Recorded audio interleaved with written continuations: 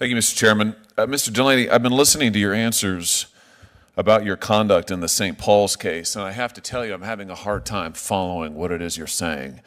You've said now several times that the school only wanted the court case to be tried in a court of law, not in the media.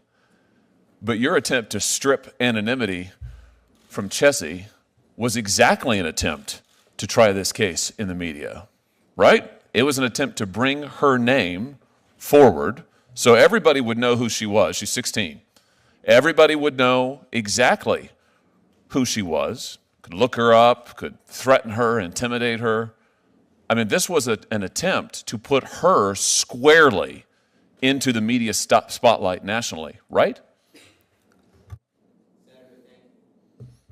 Senator, thank you for the question. I respectfully disagree that the school's intent in trying to require the lawyers to try the case in the court of law was in any way intended to intimidate any of the parties to the case. How can you say that when you knew full well that a 16-year-old girl would have her name published, would have reporters, no doubt, in her front lawn, would have people following her around with cameras everywhere?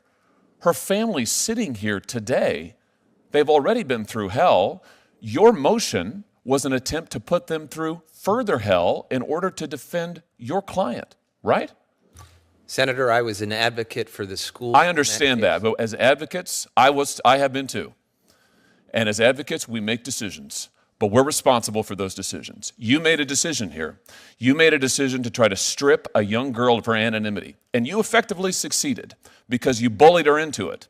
So she, unwilling to be intimidated by you, went forward and revealed her own name, which took, by the way, tremendous courage. And I'd just like to honor her for her courage in doing that. But you put her to that choice. You did. That was your choice. So that's fine. You made the choice, but now you're accountable for it. So let's have some accountability here. You deliberately did this in a way that would put her at risk, and that was your intent. Have you read the letter that she submitted to this committee? I have read the letter that was submitted to this committee. Let me read some of it to you.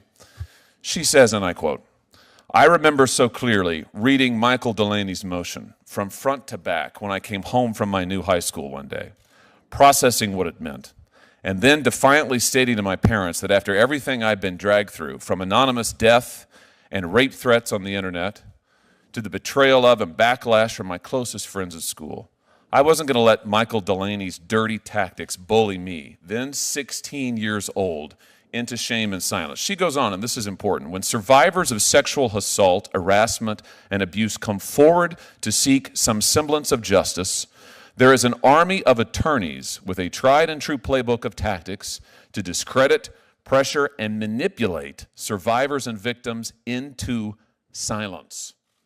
Those were the tactics that you used, Mr. Delaney.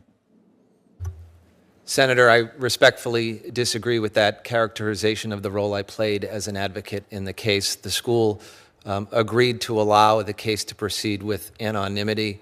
I have... No, you didn't. You filed a motion that specifically to strip her anonymity. I have it right here. I've read it, and I've read your reasons for doing so. The school didn't like the time that the parents and Chessie filed their lawsuit. You complain that counsel filed the complaints minute before the clerk of the court's office closed on June 1st, 2016.